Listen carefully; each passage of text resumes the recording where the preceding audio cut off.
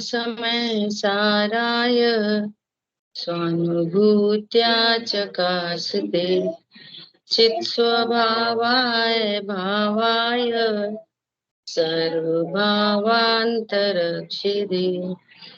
वन्दितु सर्वसिद्धे ध्रुवमचलमणोवमं गतिं पत्ते भोक्ष्यामि समय पाहुर मृमो सुध केवली बड़िदम।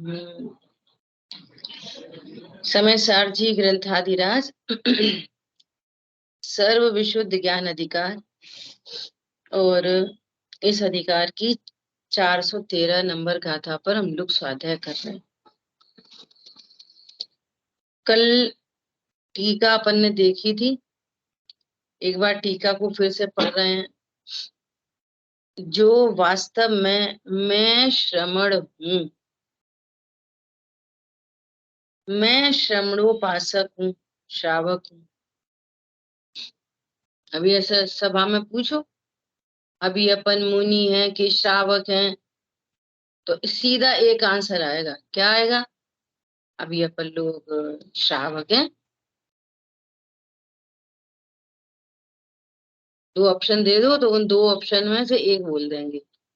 अभी अपन श्रावक हैं, अभी अपन श्रावक हैं कि समय सार हैं? अभी कौन है अपन? अभी मैं समय सार हूँ, ध्रुव हूँ, परिपूर्ण हूँ। समझ आई बात? इस प्रकार द्रव्यलिंग में ये मुनि और श्रावक किसको देख के बोल रहे हैं?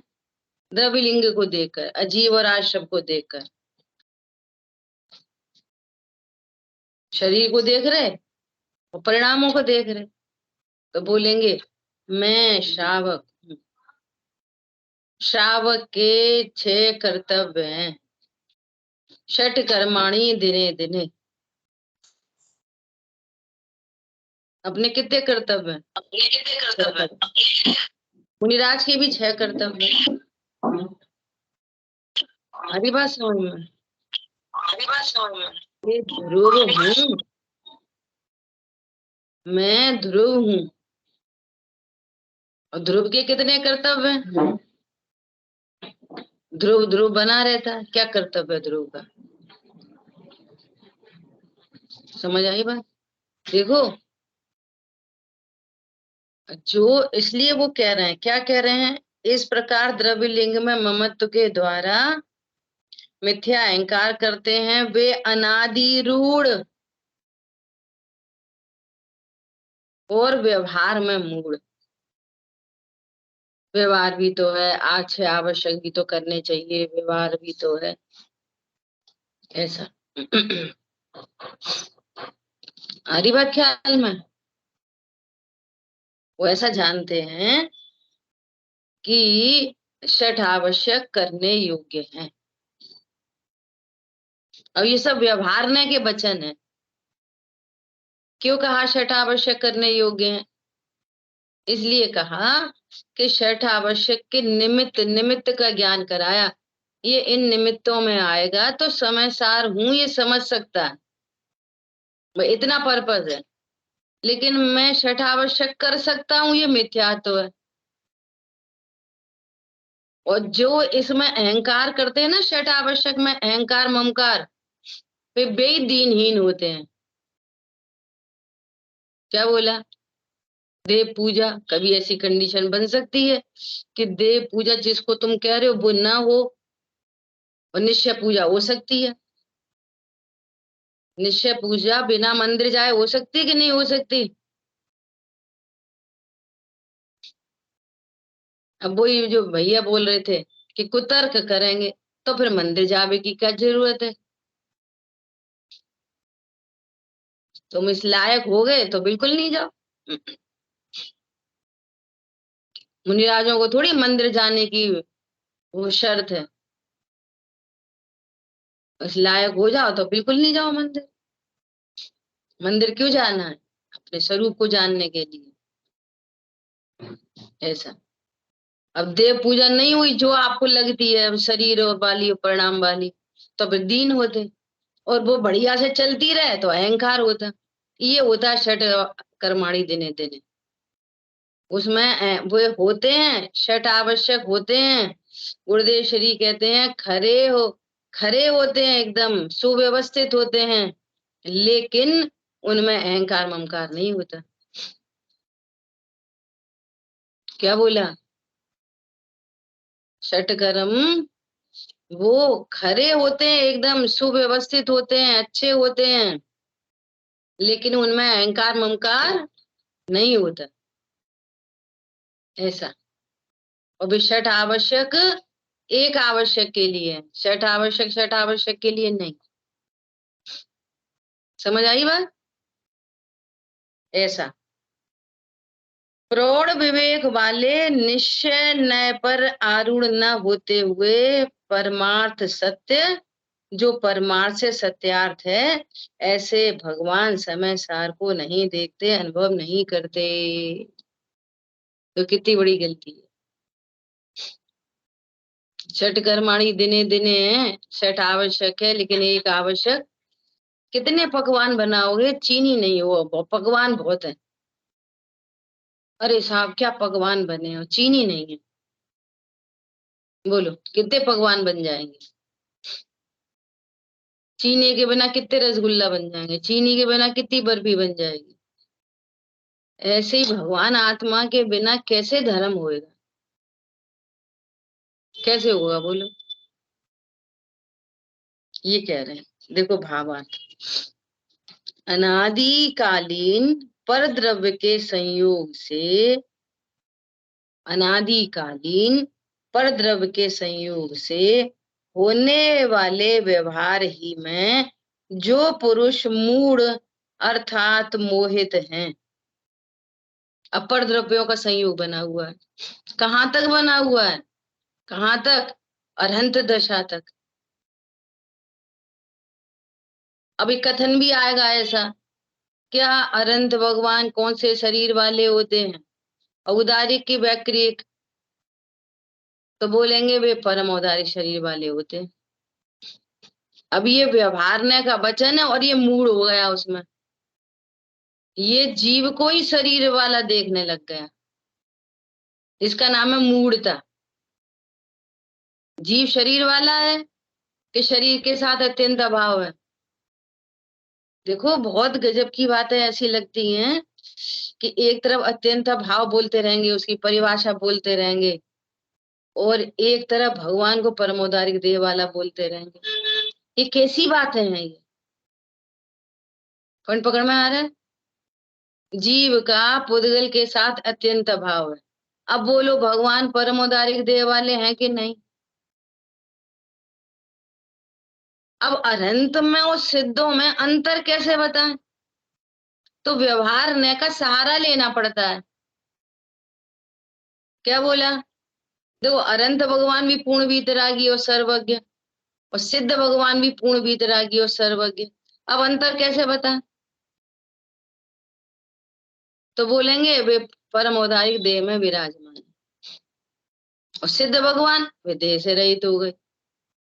तो उधर से कथन करेंगे कि देह से रहित हो गए, कि देह से रहित पहले ही था प्रत्येक जीव, हम तुम भी देह से रहित हैं। अनंत भगवान की तो बात छोड़ो, अभी हम तुम भी देह से रहित हैं कि देह वाले ही हैं? ये व्यवहार में मोहित। अब देखो संसारी जीवों की भी चर्चा कहाँ से की? संसारी जीवों की तरस हो स्थाव है। अब सब जीव हैं, सब जीव हैं, एक इंद्री से लेके संगी पंचेंद्री, सब जीव हैं। अब वो जो जो उनकी अंतरंग में छाया ज्ञान की पर्याय का जो भेद पड़ रहा है, वो कैसे बताएं? कि इंद्रियों से बता रहे। क्या बोला? ऐसा निमित्त न जिनका, जिन त्रिकाली ध्रुव, पॉइंट समझना बहुत इंपॉर्टेंट है। त्रिकाली ध्रुव भगवान आत्मा और ज्ञान श्रद्धा चारित्र की पर्याय है ना। अब ज्ञान में है बहुत हीनता, इतनी हीनता है कि देखो प्रकृति कैसी है, इतनी हीनता है कि वो एक इंद्री के माध्यम से ही प्रवर्तन कर सकता है, इतनी हीनता है। तो प्रकृति में उसको एक इंद्री, बाहर में शरीर से एक इंद्री मिल गई, तो कहने लग गए एक इंद्री जीव। क्षयोपम बढ़ा तो दो इंद्री। ये प्रकृति अपने आप ही शरीर की रचना ऐसे निमित्त, घनिष्ठ निमित्त नैमित्तिक संबंध है। इधर क्षयोपम ज्ञान थोड़ा बढ़ा तो दो इंद्री मिल जाएंगी प्रकृति में, बाई नेचर, अपने आप। क्षयोपम और बढ़ा तो तीन इंद्री, और बढ़ा तो जीव कौन है? क्षयोपम बढ़ता हुआ त्रिकाली ध्रुव भगवान आत्मा, और पर्याय से ही बात कर तो क्षयोपम बढ़ता हुआ कि शरीर है जीव, एक इंद्री दो इंद्री। अब वो क्षयोपम भी अतीन्द्रिय है। अब क्षयोपम कैसे बताएं? तो इंद्रियों से समझ जाओ कि ये दो इंद्रिय है, इसका क्षयोपम उससे थोड़ा अधिक है। समझ में आ रही है बात? कितने लोगों को आ रही समझ में? जीव इंद्री वाला तो होता ही नहीं है, शरीर का और जीव का अत्यंत अभाव है।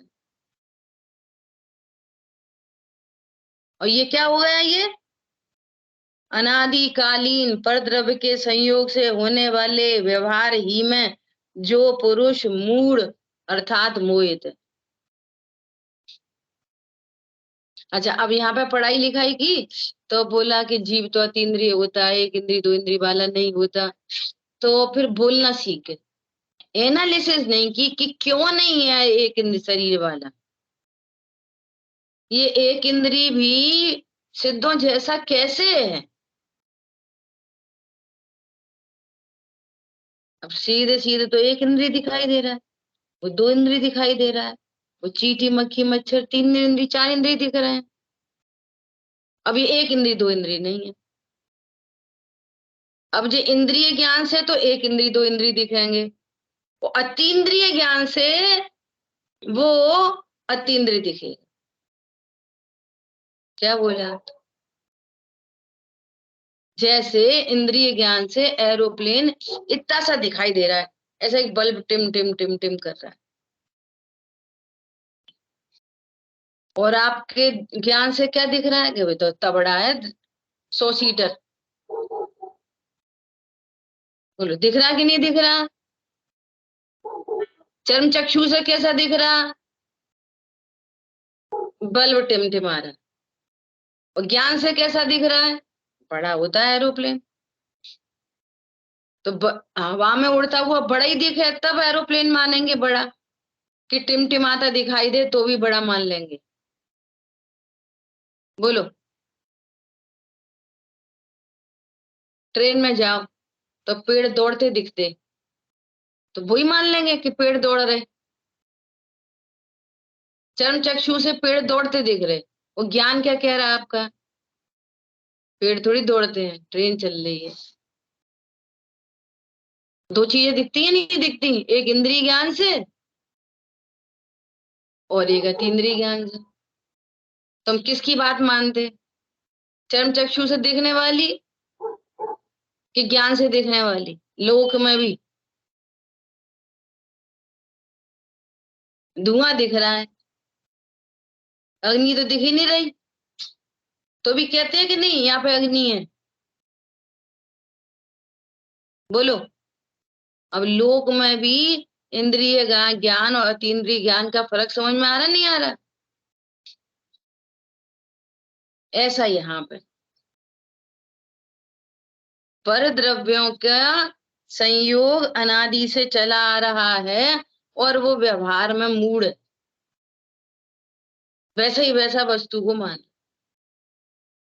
ये मूढ़ता है, मूढ़ता। अब दिख तो ऐसा रहा कि हम रोटी बेल रहे, इंद्रिय ज्ञान से ऐसे ही दिखाई दे रहा मैंने रोटी बनाई। अतीन्द्रिय ज्ञान से क्या समझोगे? अरे मैं समझदार हूं। दो तीन एग्जाम्पल दे दिए अभी लौकिक के, दो चीजें पता चल रही नहीं पता चल रही? हवाई जहाज में पेड़ दौड़ते दिख रहे, मान क्या रहे? दिखता क्या है और समझते क्या हो? इंद्रिय ज्ञान से कैसे दिखता है और समझ से क्या हो? ऐसे यहाँ पर इंद्रिय ज्ञान से क्या पता चल रहा है और है स्वरूप कैसा? पॉइंट पकड़ में आ रहा है? कैसे जाने आत्मा? कैसे जानी तुमने अग्नि? दिख तो है नहीं रही। यहाँ अग्नि है, ये कैसे पता चली? दिखी तो है नहीं। एरोप्लेन इतना बड़ा है, कैसे जाना? दिखा तो है नहीं। तो ज्ञान से जाना कि नहीं जाना लौकिक चीजों को भी, ऐसी पारलौकिक को जानेंगे। समझ आई बात? वे यह मानते हैं कि ये बाह्य महाव्रत आदि रूप वेश ही हमें मोक्ष प्राप्त करा देगा। ये वेश ही हमें मोक्ष प्राप्त करा देगा। देखो, भाई साहब तो बहुत व्याख्या करते हैं, सुमित जी भाई साहब। देखा देखी, वेश बदल लिया, तो वेश बदलने से कर्म बदल जाएंगे, वेश बदलने से परिणाम बदल जाएंगे। अकेला वेश बदल लो। अच्छा, ये ब्रह्मचारी हैं, देखो इनकी कितनी पूछताछ होती है। हम भी ब्रह्मचारी बन जा रहे। सफेद कपड़े, है ना, और सिर मुड़ा लो और थाली धो के पी लो। यही लक्षण है ना ब्रह्मचारी के। अब इन्हें तो बहुत पूछते, और हमें तो कोई पूछते ही नहीं। तो भेद बदलने से अब सामने वाले का पुण्य का उदय इतना तीव्र है, और पुण्य का उदय कहाँ से आता है? परिणामों से। मोक्ष मार्ग के साथ में, रत्नत्रय के साथ में जो कषाय होती है ना, रत्नत्रय के साथ में कषाय, शेष कषाय, अनंतानुबंधी का अभाव हुआ, अब शेष कषाय है, अप्रत्यक्ष है। तो ऐसे जीवों को ऐसे ही पुण्य बनता जबरदस्त। लोग हाथों में लेने तैयार है, पता तो चल जाए साहब हमारे यहाँ, हमारे हमारे हमारे यहाँ। अब कोई ऐसा उसने भेद बदल लिया, और उसके बाद पुण्य का उदय किधर से आया? तो भेद बदलने से पुण्य बदल जाता है, कर्म बदल जाते हैं। भेद बदल लो तो, भेद बदल लो तो परिणाम बदल जाते हैं। बल्कि मायाचारी का उल्टा बंद होता है। भेद बदल लिया, परिणाम है नहीं वैसे, तो क्या हो रहा है? दिखा रहे हो कुछ और है कुछ। तो ये तो मायाचारी हो गई ना, अनंतानुबंधी। क्या बोला? ये क्या हुई? अनंतानुबंधी मायाचारी। तो फल आ रहे हैं अनंतानुबंधी मायाचारी के, फिर कह रहे हैं हमें कोई पूछता नहीं। अरे बात समझ में आ रही नहीं आ रही? तो वेश अकेला करा देगा कि मोक्ष मार्ग? वेश बदलने से प्रसन्नता आ जाएगी क्या? अकेला वेश बदल लो तो प्रसन्नता आ जाएगी? देखो लौकिक दृष्टांत है। पेट में हो रहा है दर्द,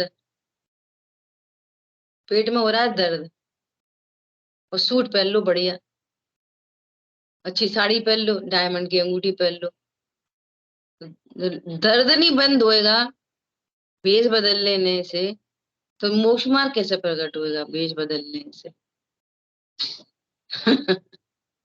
पॉइंट पकड़ में आ रहा है?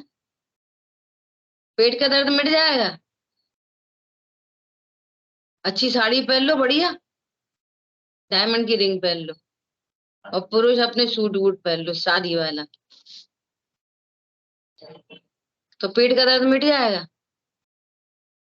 ऐसे ही ये भेष बदलने से, खाना पीना उठना बैठना बदलने से रत्नत्र नहीं प्रकट होंगे, और रत्नत्र नहीं होंगे तो सुखी नहीं हो सकते, तो टेंशन चलती रहेगी अंदर में।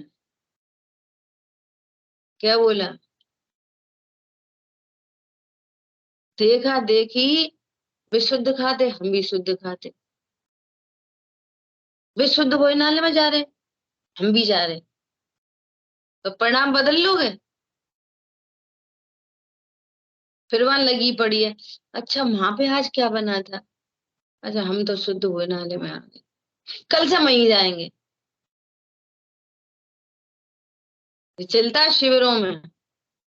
अच्छा, माँ चाय पी आएंगे, क्यों यहाँ शुद्ध में तो चाय नहीं बनती, तो चाय माँ पी आएंगे, खाना यहाँ पर खाएंगे। समझ में आ रही है श्राविका? देखो श्राविका को समझ में आ रही है। तो ये तो मायाचारी हो गई। परिणाम किधर से आए तुम्हारे पास शुद्ध के? अब वो, अब सहेली जा रही है शुद्ध हुए नाले में, तो अब लोन को पता चल जाएगी कि हम शुद्ध नहीं खाते, तो हम भी जा रहे शुद्ध में। कितने कितने तुम अपने मोक्ष मार्ग के लिए कितने ईमानदार हो, अपने खुद के प्रति कितने ईमानदार हो, बोलो।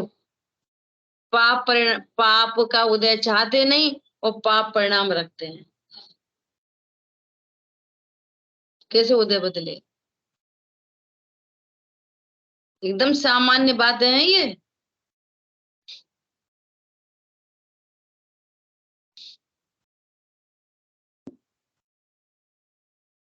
ऐसी चलती रहती है चीजें। इसलिए भाई साहब ये बोलते हैं कि ये सारा बुकिश ज्ञान है। बुकिश, पढ़ लिया बस सुना दिया, पढ़ लिया सुना दिया बस। बहुत बहुत ज्ञान है, बहुत शास्त्र पढ़े, स्वाध्याय कर रहे, औरों को करा रहे, वो निर्भरता ही नहीं आ रही, शांति नहीं आ रही, निश्चिंता नहीं आ रही। तो खाने पीने से थोड़ी बदल जाएगी निश्चिंता। अरे बात पकड़ में आ रही है? देखो, ऐसी गलतियां यदि अपने में हो तो उन्हें दूर करना, मुख्यतः भेद विज्ञान की रखना, ये यहाँ बात चल रही है। भाई वेश बदलने से मोक्ष मार्ग नहीं हो सकता। चम्मच घुलाने से दूध मीठा नहीं होगा, जब चीनी नहीं डली हो तब तक। चीनी डाली जाती है, चम्मच से घुलाई भी जाती है, लेकिन दूध चम्मच से मीठा नहीं हो रहा, दूध मीठा हो रहा है चीनी से। क्या बोला? अब अकेली चम्मच घुलाओ, पढ़ो मुखार मंत्र पढ़ो, अकेली चम्मच घुलाओ और विधान कराओ, शांति विधान कराओ, कितनी शांति आएगी? बड़े बड़े महामंडल का विधान कराओ, कितनी शांति आएगी? वेद ज्ञान से रहित जीवों के दुख शाश्वत होते हैं। क्या बोला? वेद ज्ञान से रहित जीवों के दुख शाश्वत होते हैं, दुखों से नहीं छूट सकता वो, ऐसा। तो क्या कह रहे हैं, यह बाह्य व्रतादि वेश ही हमें मोक्ष प्राप्त करा देगा। वे ऐसा मोहित बुद्धि है इनकी, मूढ़ है, व्यवहार में मूढ़ है। व्यवहार भी तो है, व्यवहार भी तो है, व्यवहार भी तो है। अरे तुम ऐसा क्यों नहीं बोलते, परमार्थ भी तो है। परंतु जिससे भेद ज्ञान होता है, ऐसे निश्चय को वे नहीं जानते। कैसे निश्चय को नहीं जानते? जिससे भेद ज्ञान हो। टूडूमल जी ने लिखा जीव अजीब की भूल में, 7वें अधिकार में, कि आगम में एक इंद्री दो इंद्री आदि जीव कहे, तो वो तो स्वीकार करता है, लेकिन भेद विज्ञान परक, भेद विज्ञान के लिए सभी जीव ज्ञान मात्र हैं, ऐसा निर्णय नहीं कर पाता। वो तो पक्का कर लेता है। कैसी बात है? अरे जो ज्ञान ये स्वीकार कर रहा है बाहर संयोग से, एक इंद्री दो इंद्री, उसी को भगवान ये कह रहे हैं कि जीव अतीन्द्रिय है, तो अतीन्द्रिय स्वीकार करने में क्या समस्या है? लेकिन ये एक्स्ट्रा ऑर्डिनरी पुरुषार्थ है, यही पुरुषार्थ है। सब जीव हैं, मैं भी जीव हूं, मैं जीव नामक वस्तु हूँ, एक वस्तु पदार्थ अपनी एग्जिस्टेंस का निर्णय करे। यहाँ मेरी सत्ता है, मेरी सत्ता है, ये देह मेरी सत्ता नहीं है। यहाँ आत्मा नाम की एक वस्तु है, यहाँ पर वो मैं हूँ। वो जो दिखाई दे रहे हैं वे सब संयोग से दिख रहे हैं, एक इंद्री दो इंद्री, वे सब जीव हैं। ऐसा जीव तो सब मानते हैं, अरे आत्मा निकल गई, मर गया। मैं जीव हूं, और कैसा जीव हूं? तत्वार्थ श्रद्धानम सम्यक दर्शन। मैं जीव हूं और अकर्ता जीव हूं। मैं जीव हूं, अभोक्ता जीव हूं। मैं जीव हूं, अविनाशी जीव हूं। और जीव हूं भेद से कहेंगे मात्र जानता हूं, और अभेद से कहेंगे जीव जीव बना रहता है। हरी बात ख्याल में? ऐसा ऐसे पुरुष सत्यार्थ परमार्थ रूप शुद्ध ज्ञान में समय सार को नहीं देखते, नहीं जानते। जानते ही नहीं तो देखेंगे कैसे? जाने हुए का श्रद्धान होता है। क्या बोला? श्रद्धान किसका होएगा? जाने हुए का। अब जानते ही नहीं तो कैसे देखेंगे, कैसे श्रद्धान करेंगे? ऐसा, ठीक है।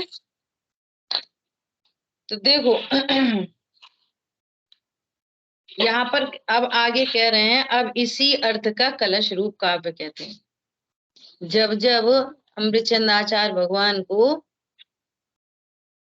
तसल्ली नहीं होती या उन्हें बहुत प्रसन्नता होती है तो ऐसे गुनगुनाते हैं, तो कलश की रचना कर देते हैं।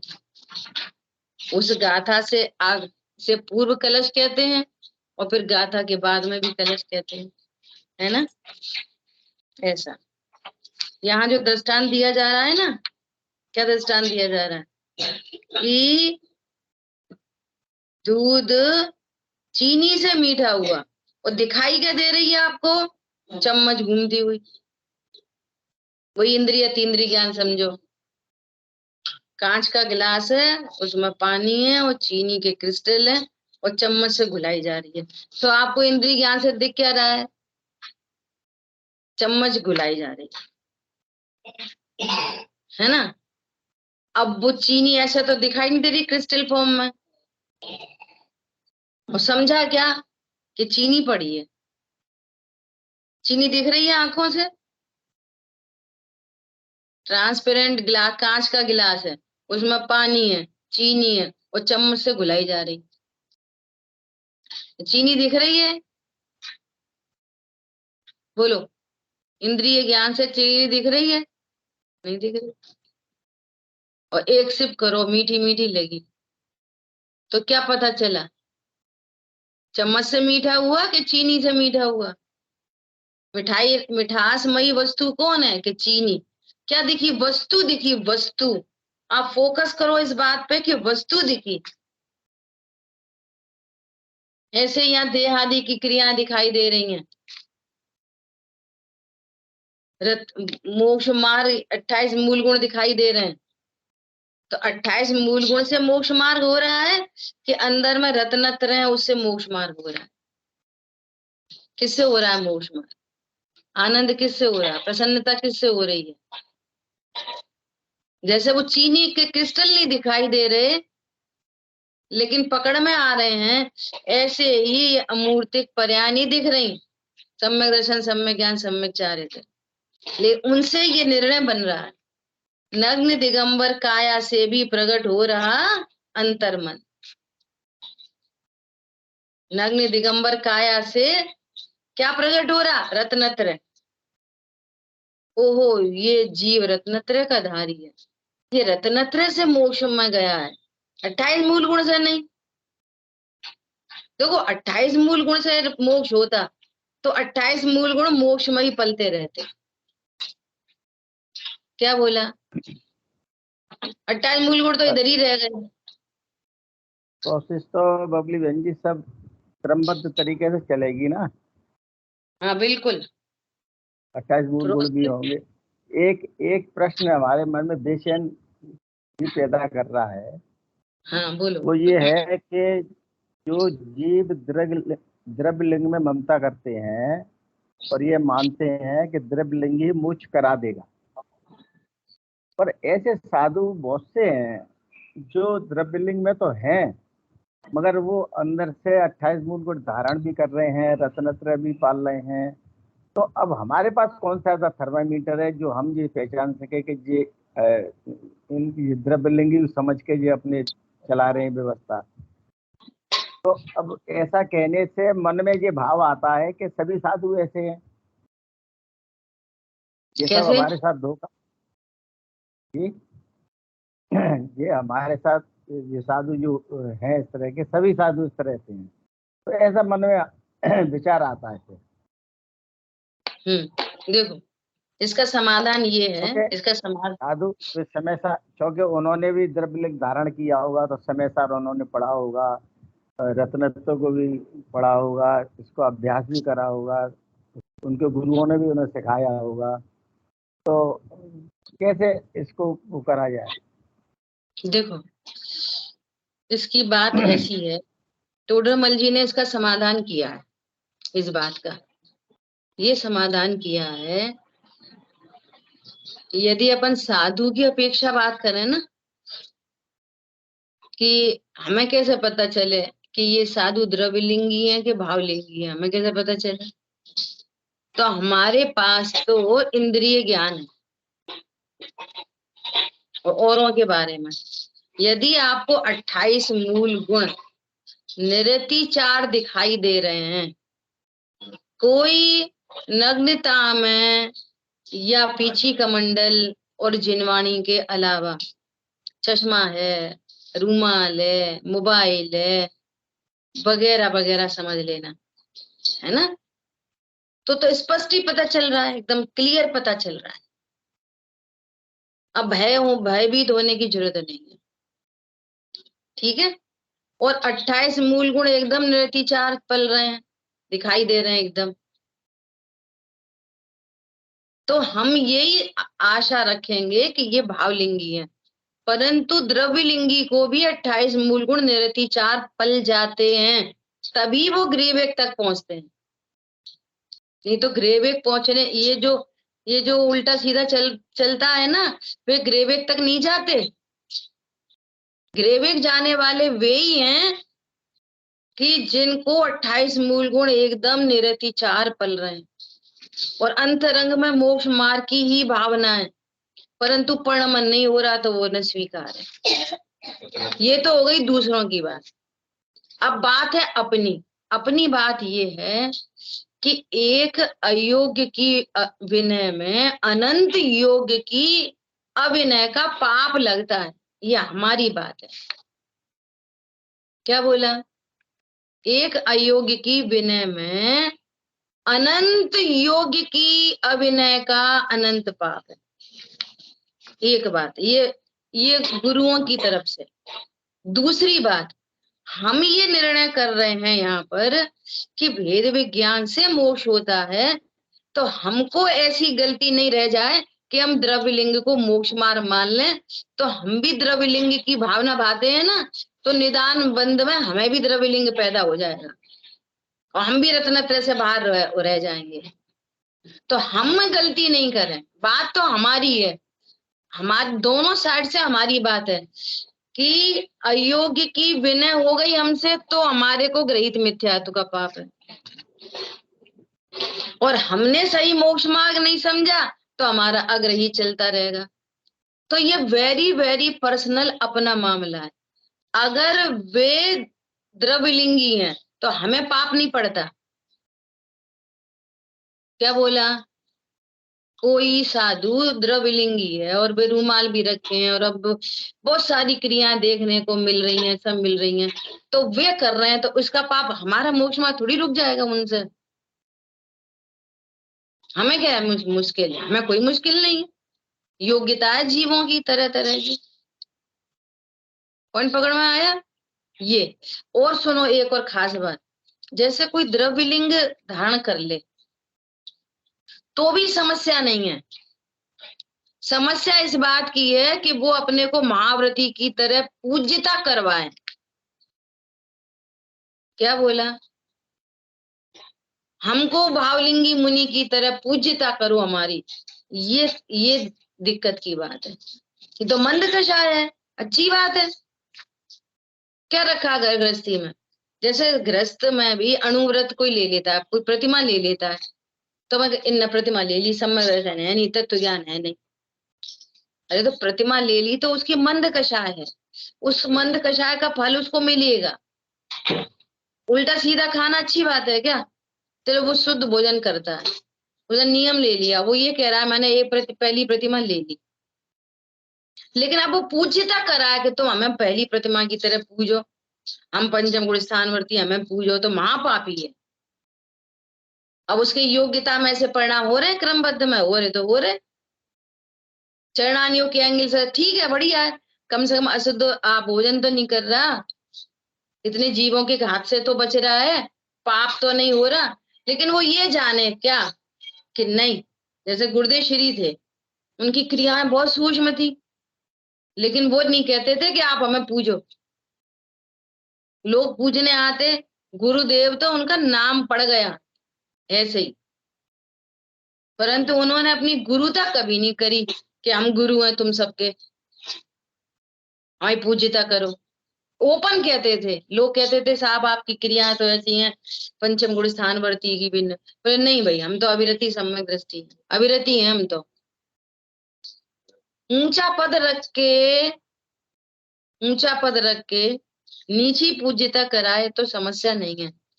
तुम्हारे कार्यक्रम है नीचे और पूज्यता कराते ऊंची, ये समस्या है। अच्छा, इसका लाभ और हानि हमको बिल्कुल नहीं है। पर द्रव्य कितनी छल कपट करता है, मायाचारी कर रहा, आगम के अनुकूल है, आगम के विरुद्ध है, ये सब उसकी समस्या है, ये हमारी समस्या नहीं है। हमको इस बात का कोई घाटा नहीं है, कुछ भी घाटा नहीं है हमको। लेकिन यदि हमने अयोग्य की विनय की तो हमारा घाटा है। क्या बोला? अब दूसरी बात समझो, जैसे कोई मुनिराज विहार करते हुए दिख रहे, विहार कर रहे हैं, कोई मुनिराज विहार कर रहे हैं और अपन भी उधर से ऐसे निकल रहे हैं, तो आप एट ए ग्लांस कैसे पता कर लोगे ये द्रव्यलिंगी है कि भावलिंगी है? आप उनके साथ रहोगे, एक आध घंटे रहोगे, उठना बैठना देखोगे, बातचीत करोगे तो पता चलेगा। अचानक से कैसे पता चलेगा? तो आप नमस्कार करने योग्य है, आप नमस्कार करो। क्या बोला? अच्छा, जितने आप आराधना में सजग हो उतनी विराधना में भी सजग रहो, क्या पता भावलिंगी हो और हमने ऐसी सबको एक खाते में डाल दिया, तो आप नमस्कार करो। क्या बोला? एट ए ग्लांस कोई दिखाई दे, अचानक से कोई दिखाई दे मुनिराज और नग्न दिगंबर है, पीछे कमंडल है, अपने मंदिर में दर्शन कर रहे या कुछ भी अपना विहार कर रहे, जा रहे आ रहे, तो आप क्या दिखेगा कि इनने ढंग से पाले कि नहीं पाले? तो नमस्कार करना चाहिए। समझ में आ रही बात? हम तो उस गुरु को नमस्कार कर रहे हैं कि जो गुरु 28 मूल गुण का निरंतर पालन कर रहे हैं और अंतरंग में 3 कषाय चौकड़ी के अभाव की वीतरागता है। अब इनमें वीतरागता नहीं थी, मान लिया इनमें नहीं थी, तो वो हमारे ज्ञान का विषय नहीं। गुणों की पूज्यता है। समझ में आ गई बात? ऐसा। और सुनो, टोडरमल जी ने ऐसा लिखा कि एक संघ में मान लिया 8-10 मुनिराज है, 20 मुनिराज है एक संघ में, और उनमें समझो कि 4 तो द्रव्यलिंगी है और 8 भावलिंगी है, 12 मुनिराज है। ठीक है, अब इनकी सीनियरिटी तो देखी जाएगी कि इन्होंने दीक्षा कब ली, इन्होंने दीक्षा कब ली, यहाँ से सीनियरिटी देखी जाएगी।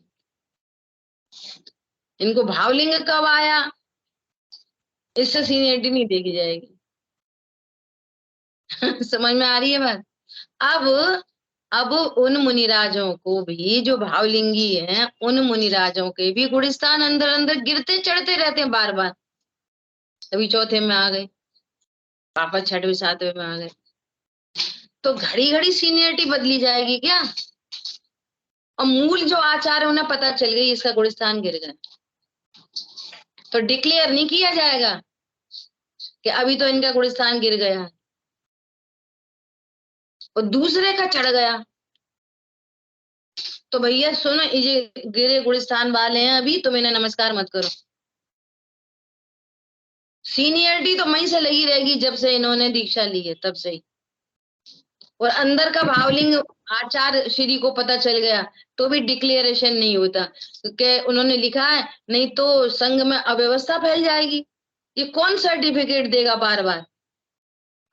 हमारी तुम्हारी बात नहीं, संघ के अंदर अंदर उन मुनिराजों की आपस में क्या बोला, वे भी तो आपस में नमस्कार करते हैं एक दूसरे को सीनियरिटी वाइज। अब जो नमस्कार कर रहे हैं उनका तो गुलिस्तान चढ़ गया है और जिनको नमस्कार कर रहे हैं उनका गिर गया है। तो अब क्या कहेंगे, रुको रुको, देखो चेक करो, थर्मामीटर लगाओ, नहीं अब तुम इन्हें नमस्कार, तुम इन्हें करो, तुम इनको मत करो। ये तो रोज का झंझट हो जाएगा। तो मुनि संघ में आपस में भी नहीं होता ऐसा, क्यों? अब ये इतनी मुश्किल है कि बाहर से तो यही दिख रहा है डिब्बा, तो इसके अनुसार ही काम होंगे बाहर में। तो ये यही तो कहना है कि ये मुनिराज ने इतना समय सार पूरा करते हुए सर्व विशुद्ध ज्ञान अधिकार में वापस चर्चा की। क्या उन्होंने ऐसा देखा होगा संघ में कि कोई है शुद्र लिंग में ममता कर रहे हैं, वे समझ रहे हैं इसी इसी में लगे हैं, ये भेद ज्ञान करते ही नहीं, ये तत्व ज्ञान करते ही। तब ये गाथाओं का जन्म हुआ। क्या बोला? इन गाथाओं का जन्म कैसे हुआ? ऐसे जन्म हुआ कि संघ में उन्होंने अव्यवस्था देखी होगी, तो ये गाथाएं लिखी जा रही है। समझ में आ रही? इसलिए पर के अपराध से हमको बंद नहीं होता। यही तो गजब की बात है, यही तो एक गजब की बात है। अब अपने घर गृहस्थी में लगा लो, एक के परिणाम बहुत ऐसे हैं, वो हमारे साथ बैड बिहेव करता है, कोई हमारे साथ बैड बिहेव करता है इसका बंद उसको है, हमको नहीं है। और मिथ्यादर्शी उल्टा सोचता है, इनने हमारे साथ गलत किया तो उनने करा ना, बंद उन्हें पड़ेगा, हमें क्यों पड़ेगा? हम आगम विरुद्ध विचार करें तो हमको पड़ेगा। क्या बोला? हम सीधा सीधा विचार करें, क्या विचार करें? इनने हमारे साथ बुरा किया, ये सीधा सीधा मिथ्यात्व है ये, तो हमें बंद होएगा, इस मिथ्यात्व से हमको बंद होगा। वो बुरा कर रहा है इससे बंद नहीं होगा। अब मिथ्यात्व क्या? अब एकदम सीधे सीधे कर्म फिलोसफी पे आ जाओ, तो भैया ये तुम्हारा ही टिफिन है। अच्छी गाड़ी बुरी गाड़ी, अच्छी पत्नी बुरी पत्नी, अच्छा भाई बुरा भाई, ये तुम्हारा ही टिफिन है, तुम्हारे पूर्वबद्ध कर्म का उदय है। क्या बोला? तो अब इसको स्वीकार करने की जरूरत है कि आफत करने की जरूरत है? अब तुम्हारा कर्म का उदय उदय आया है, स्वीकार करो। नंबर एक। नंबर दो, वो क्या बुरा कर रहा है हमारे साथ? कोई खोटे वचन बोलेगा, पैसा हरण कर लेगा, चाटा मार देगा, तो ये सब कहाँ पे हो रहे हैं कार्यक्रम? देश सापेक्ष। मेरा कौन बुरा कर सकता है? अब आ जाओ द्रव्य गुण पर्याय, मेरा कौन बुरा कर सकता है इस पूरे विश्व में? बोलो। मेरा बुरा पर्याय सापेक्ष कहो, ध्रुव में तो अच्छा बुरा कुछ होता ही नहीं, लेकिन पर्याय सापेक्ष कहो तो अपनी अज्ञानता से अपना बुरा होता है और सम्यक ज्ञान से अपना अच्छा होता है। दुनिया चाहे जो कुछ करती रहे, किसी पर पदार्थ से मेरा ना अच्छा होता ना बुरा होता। कोई गाली दे और कोई प्रशंसा करे, मेरा बुरा तब होगा जब उस गाली से मुझे खेद होएगा, तब। गाली सुन मन खेद न आनो, गुण को अवगुण कहे अयानो। बोलो। वो तो कहेगा ही ऐसा। क्या लिखा है? गुणों को अवगुण बताएगा अयानो। देखेगा गुण और बोलेगा अवगुण, तो उसका तो काम ही ऐसा है। बहुत लोग होते हैं ऐसे जिनको ये पता चल जाए कि उसने अच्छा काम किया, लेकिन प्रशंसा कर देना किसी की बहुत बड़ी बात है। इसके लिए भी चाहिए कषाय की मंदता। प्रशंसा नहीं कर सकते कोई की, बुराई करने बैठे आएंगे। अरे वो बहुत अच्छा है, हाँ बड़ा अच्छा, अरे उन्ने से दान दिया, हो 2 नंबर की कमाई है। समझ में आ रही है? ऐसा तो पर के अपराध से हमको बंद नहीं होता। हाँ रागिनी बोलो। हाँ आंटी जी, मैं पूछ रही थी हम्म कि 2-3 क्वेश्चन है कि एक तो हम्म क्वेश्चन ये है कि जैसे मुनिराज हैं, चश्मा लगा रहे हैं, है ना? तो जैसे हम्म बच्चों ने ही पूछ लिया कि जैसे आप बोल रहे हो कि महाव्रत का पालन है, उनको अपरिग्रह व्रत है, तो हम्म फिर मुनिराज चश्मा लगाते हैं, तो फिर वो परिग्रह नहीं हुआ क्या? तो मैंने सुना कि मतलब रिप्लाई में ही आया कि स्वाध्याय के लिए लगाते हैं चश्मा, नहीं तो यदि चश्मा नहीं लगाएंगे तो स्वाध्याय कैसे करेंगे? तो इसमें क्या वो है, देखो क्या मतलब है? इसका मतलब ये है, और अभी भी हम स्वाध्याय को क्या समझ रहे हैं? जिनवाणी लेके बैठो तो स्वाध्याय। मुनिराज को जिनवाणी लेके बैठने की अटक नहीं होती। 3 कषाय चौकड़ी के अभाव वाले मुनिराज को, जिनको सब कुछ अता पता है, जिनको स्वभाव का आशय हो रखा है, 6 द्रव्य 7 तत्व का बराबर निर्णय है, तो उनको कोई अटक नहीं है स्वाध्याय की। वे तो अपने आनंद में मस्त रहते हैं। और क्षण क्षण में 6वां आया, फिर 7वां, 6वां आया 7वां, तो चश्मा की जरूरत ही नहीं है उनको। नहीं पढ़ पा रहे, मत पढ़ो, तुम तो आनंद करो, तुम्हें क्या जरूरत पड़ रही है स्वाध्याय की? उनको कोई कंपलसरी शर्त नहीं है स्वाध्याय मुनिराज की। कौन समझ में आ रहा है? फिर अब जैसे हाँ, अपन को तो समझ में आया। अब जैसे बच्चे हैं तो उन्होंने ऐसे बोल दिया कि वो तो स्वाध्याय के लिए रखते हैं, तो अब फिर अपन उनको क्या समझाएं? और दूसरा है, हाँ बच्चों को भी आप ये मत समझो कि ये बच्चे हैं, ये तो तुम ही मिथ्या दृष्टि ठहर जाओगे फिर। बच्चे 8 साल से ऊपर बच्चा हो गया, आप उसको आगम के विरुद्ध मत बोलो कुछ भी। ये शुरू से सीखा। 6-8 साल का बच्चा सम्यक दृष्टि हो जाता है। सम्यक दृष्टि छोड़ो, अरंत बन जाते हैं 8 साल के। 8 साल और कुछ अंतर मुहूर्त, नहीं, कुछ अपन ने महीने, तो 8 साल का बच्चा हर बात समझने लायक है। जैसे हम तुम चर्चा कर रहे हैं ना, और उस बात को पकड़ रहे हैं, ऐसे 8 साल का बच्चा भी ये वाली बात पकड़ने में समर्थ है। आप उसको बताओ हाँ, कि चश्मा फिर परिग्रह है। इसमें ये है कि फिर वो जो 28 मूल गुण हैं, तो उसमें एक अतिचार है ये हम्म कि वो ठीक है। चश्मा रख रहे हैं। ठीक है, और फिर दूसरा है कि जैसे आहार संबंधी, जैसे अभी तो हमारे यहाँ तो आए हैं महाराज जी लोग, तो वो पूरा माहौल है। तो हम्म क्या है कि जैसे अब आहार संबंधी है, अपन को दिख रहा है कि हाँ ये सब चीजें हो रही हैं, गड़बड़ियां हो रही हैं। अब जैसे अपने सामने आ जाते हैं, कई बार ऐसे बच्चे को छोड़ने गए स्कूल, तो वो उधर से शुद्धि से आ रहे हैं या कुछ भी ऐसे, मतलब हो जाता है आमना सामना सब। तो हमको दिख रहा है कि हाँ यहाँ गड़बड़ियां हो रही हैं, और अपन फिर कैसे उनको नमस्कार करें? नहीं भी करें तो फिर 4 लोग और भी रहते हैं, तो वहां पे क्या एक हम लोग, ऑप्शन ये है? अर्चना जी बैठी हैं सामने, हम लोग रोज जा रहे हैं मंदिर, हमारे यहाँ भी हो रहा है सब। सब देख रहे हैं, सुन रहे हैं, कर रहे हैं, अपने अपने आते हैं दर्शन करके।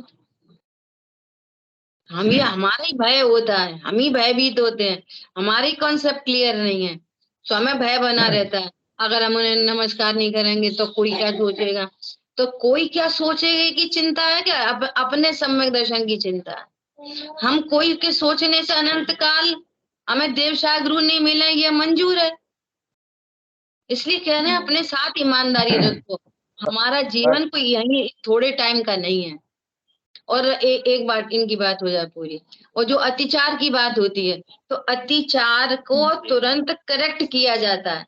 ऐसा नहीं करा जाता कि अतिचार चल रहे हैं, महीना भर तक अतिचार, साल भर तक अतिचार, अतिचार अनाचार में बदल जाता है। अरे कोई अतिचार लग गया तो उसकी तुरंत शुद्धि हो गई प्रायश्चित विधि से। ऐसे थोड़ी अतिचार लगा ही रहेगा ऐसा। वो तो हम फिर हमको क्या भयभीत होने की जरूरत है? हमें क्या भयभीत होने की जरूरत है?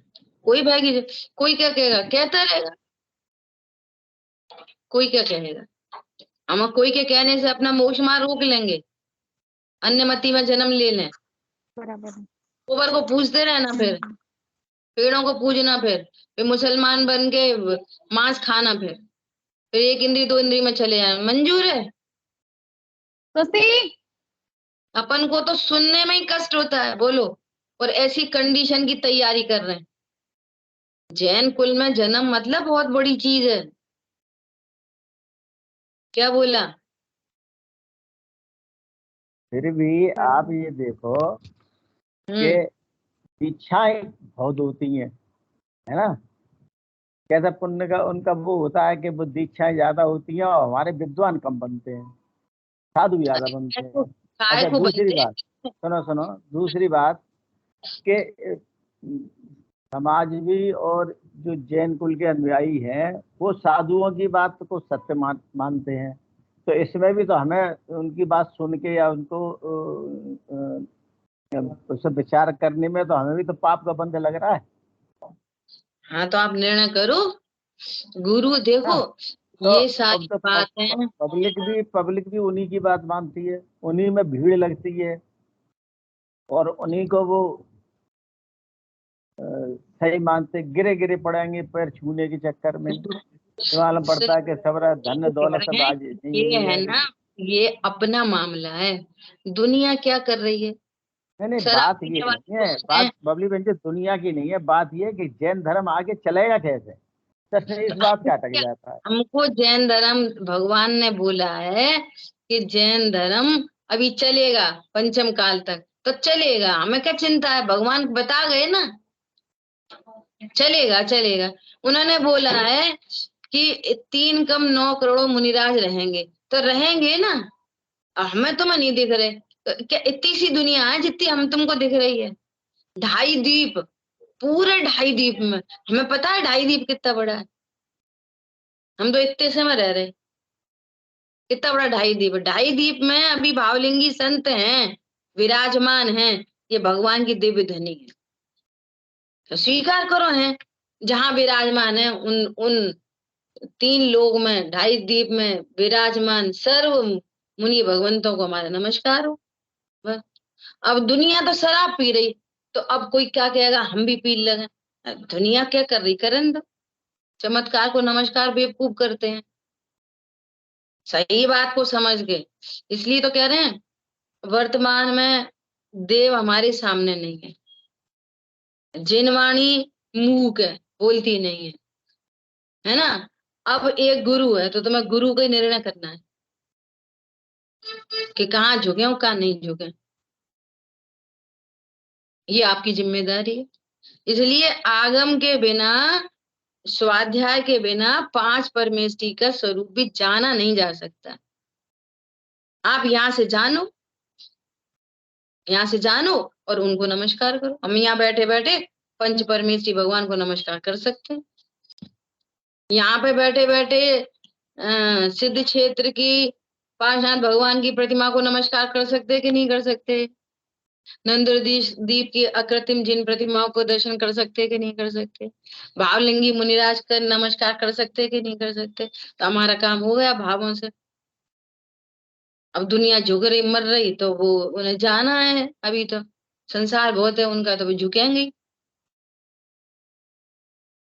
बोलो इतनी सिंपल बात है कि आज बहुत लोग, बड़े बड़े रिच रिच फैमिली के लोग इमिटेशन पहन रहे नहीं पहन रहे? तो हम पहचान करते कि नहीं करते? अब बड़े बड़े लोग पहन रहे, तो हम भी सोने की रेट में खरीद लाएंगे इमिटेशन को, तो कितनी पहचान करेंगे ये सोना है कि नहीं? बोलो, 1000-2000 रुपए की चीज के लिए चेक करेंगे कि ये सोना है कि नहीं। तो वहां हम इतने अलर्ट है और अपने अपने हित के लिए बिल्कुल अलर्ट नहीं है। दुनिया झुक रही, दुनिया झुक रही, झुकती रहे। आजकल सारे मुनिरा, ऐसा नहीं बोला हो कभी भी सारे मुनिरा, कभी नहीं बोलना चाहिए सारे मुनिरा आजकल ऐसे ही हैं। ऐसे कैसे हैं सारे मुनिरा? भगवान ने बताया है भावलिंगी संत हैं। कौन पकड़ में आ रहा है? ऐसे आगम विरुद्ध वचन कभी नहीं बोलने चाहिए। सब मुनिराज ऐसे ही होते हैं? नहीं, सब नहीं होते। अब देखो, जैसे अभी यहाँ नोएडा में मुनिराज है, इतने स्वाध्याय, मेरे को एक प्रश्न चल रहा था कम से कम नहीं तो 2-3 साल से, उसका भाव वासन नहीं हो रहा था, और सबसे प्रश्न समाधान ले लिया, लेकिन अपने को क्लिक नहीं हो रहा। और अब विद्वान भी वही बता रहे हैं जो उनने बताया, लेकिन उनसे पूछा और एकदम क्लिक हो गया। देखो, बेनिमित्त बनने थे अपने ज्ञान में, और इतना सुंदर समाधान दिया उन्होंने, एकदम बढ़िया। निर्भय सागर महाराज जी। हाँ, और ठीक है, हमारा काम हो गया। तो अब द्वेष करने की थोड़ी बात है। अरे ये तो कछु भावलिंगी नहीं है, चश्मा लगाते हैं, ये तो बे हैं, जो बे हैं। अरे अपना काम साधो, आगे बढ़ो, द्वेष नहीं करना चाहिए। अच्छा भाई, घर में चलो भाई द्रव्यलिंगी है मान के चलो, वो भाई घर में अनाचार करते, विषय भोगों में लगे रहते तो अच्छे थे? ऐसे बताओ, उनने द्रव्यलिंग धारण किया, ये समस्या नहीं है। समस्या है पूज्यता, आप भावलिंग की तरह पूज्यता कराते हो, ये समस्या है। उनने पर्सनली द्रव्यलिंग धारण किया, ये समस्या नहीं है। ऐसे जीव ऊंचे ऊंचे स्वर्गों में जाते हैं। ये ऐसे जीव कि दिन भर स्वाध्याय कर रहे हैं, पत्नी बच्चे दुकान मकान नहीं है, कोई की टेंशन नहीं है, कोई एकदम निराकुल लोग के रह रहे हैं, इतनी कषायों की मंदता है। बोलो, एक टाइम का तुम्हारा वो हो जाए अंतराय, और सहज है, शांत है, तो इस स्वर्ग आदि में जन्म लेते हैं ऐसे लोग। ऐसा मत कहो कि ये फालतू है, व्यर्थ है। तो दुकान पे बैठना अच्छा है क्या? बोलो, हिंसा अच्छी है क्या? गलती कहाँ पे चल रही है? पूज्यता नीचा पद रख के और पूज्यता कराना, ये गलती है। उनने द्रव्यलिंग लिया, ये गलती नहीं है। सारी बात समझ में? ये टोरमल ने बहुत लिखा है, क्रियाएं करें ऊंची और पद रखे नीचा, सो प्रशंसा के योग्य। तो नीचे पद में ऊंची क्रियाएं कर सकते हो, उसकी मनाही नहीं है जिन शासन में। आपकी पदवी तो नीची है और आप ऊंची क्रियाएं कर रहे हो, अच्छी बात है। लेकिन तुम्हारी क्रिया बहुत बिगड़ी है और तुम ऊंचा पद रखवा रहे हो, ये गलत है। ऐसा। सुमत भैया जी बोले एक बार, हम्म। ए, एक एक शिष्य जो बोला कि हमारे दुकान का मुहूर्त करवा दो साहब। चलो, उसने थोड़ा सा मुहूर्त करवा दो। तो बोले हमें मत ले जा। बोले कि नहीं नहीं साहब, आपके चरण पड़ जाएंगे तो नहीं, ठीक रहेगा। तो हम गए तो हमने वहाँ पे जाके कह दी तेरी दुकान कल बंद हो जाए। बोले साहब हाँ, ये कैसा आशीर्वाद है? कैसे लिए आशीर्वाद? ये तेरी दुकान कल बंद है, या हमारे संग चल और मोच की तरफ चलेंगे हम तुम दोनों। बस। ये आशीर्वाद है भैया हमारा। और क्या? बोला, पाठनाथ भगवान से आशीर्वाद लियोगे तो तुम्हारी दुकानें बंद होंगी, चलेंगी नहीं। हाँ। इतना आनंद होगा, इतना आनंद होगा कि तुम है ना, कितने करोड़ करोड़ अंबानी सरी के पैसे कमा लो, है ना, उससे आनंद नहीं होगा जितना आनंद की हमारी गारंटी है। सही है। कमाना पड़ेगा नहीं, आनंद बहुत है, चाहिए कि नहीं चाहिए? ऐसा। ठीक है, अब अपन अगला कलश स्वाध्याय कल करेंगे, समय अपना हुआ है। चलो, जिन वाणी के ज्ञान से सूझे लोकालो, सुवाणी मस्तक नमो सदा दे तुम मोदो। बोलिए द्वाशांग मई जिनवाणी माता की जय। जय जिनेन्द्र सभी को।